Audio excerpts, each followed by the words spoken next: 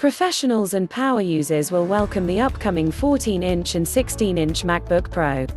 I've been using a 13-inch MacBook Pro with the M1 for the last 6 months. So, I have a good taste of what the M1 processor delivers compared to earlier Intel-based MacBooks.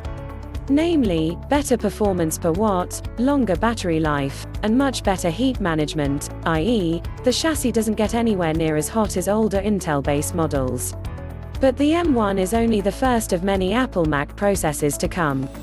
And expect the company's focus on improved performance per watt, which means better performance using less energy compared to previous Intel-based Macs, to continue.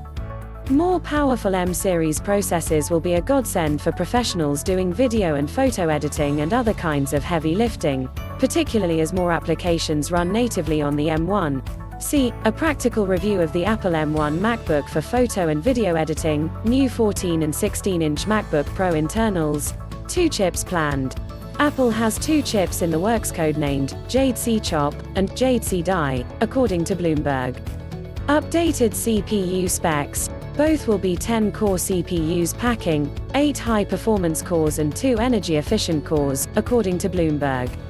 Updated GPU specs. Options for the GPU will be 16-core or 32-core, according to the report.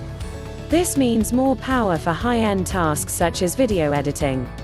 Compared to current M1, the current M1 in the MacBook Pro 13 has an 8-core CPU, with 4 performance cores and 4 efficiency cores and an 8-core GPU.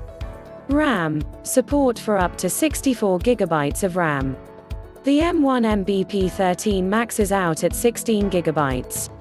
Physical Mac design changes. More energy-efficient processors will allow Apple to use more extreme thin and light chassis designs as it shrinks the overall size of a MacBook. A radical example of thinness is expected with next MacBook Air, while the next mainstream MacBook Pro is expected to squeeze a 14-inch display into roughly a 13-inch asterisk chassis. The M-series processor-based 16-inch MacBook Pro isn't expected to see a radical physical change since the design was overhauled in 2019 when Apple dropped the 15-inch design and replaced it with a 16-inch display. More ports. Better use of internal rails estate means the return of the HDMI port and SD card slot, which Apple eliminated much to the consternation of professionals and other users. Reportedly, there will be enough ports to obviate the need for dongles. Release date for new MacBook Pros, 3rd quarter of 2021. Worth waiting for? Definitely.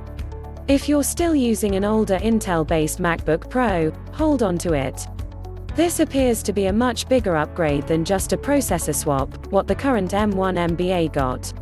Asterisk, this is already a trend with Windows laptop vendors.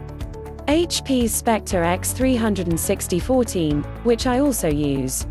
It's close enough to the size of the 13.3-inch Spectre X360 that the 13.3 is rendered obsolete, for me at least. Comments or suggestions can be sent to me via a direct Twitter message at Twitter.